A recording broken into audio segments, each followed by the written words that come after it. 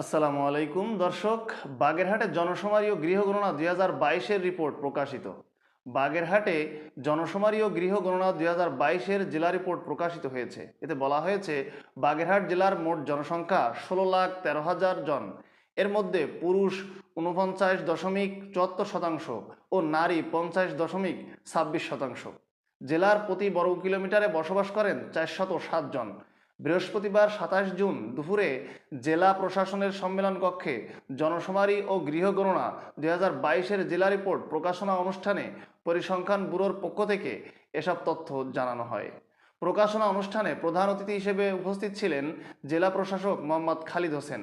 এ সময় পরিকল্পনা মন্ত্রণালয়ের পরিসংখ্যান ও তথ্য ব্যবস্থাপনা বিভাগের উপসচিব মোহাম্মদ শামসুর রহমান, অতিরিক্ত জেলা প্রশাসক অলবিন্দু বিশ্বাস, জেলা পরিসংখ্যান অফিসের উপপরিচালক রাসিউল ইসলাম সহ বিভিন্ন শ্রেণী পেশার প্রতিনিধিগণ উপস্থিত ছিলেন।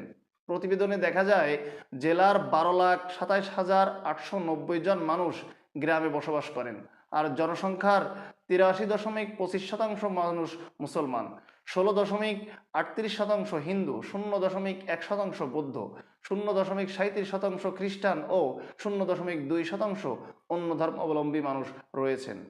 জনশুমারি তথ্যমতে জেলার অর্ধেকের বেশি মানুষ কৃষিকাজের সঙ্গে জড়িত। 50.30% জনগণ কৃষিকাজ করেন।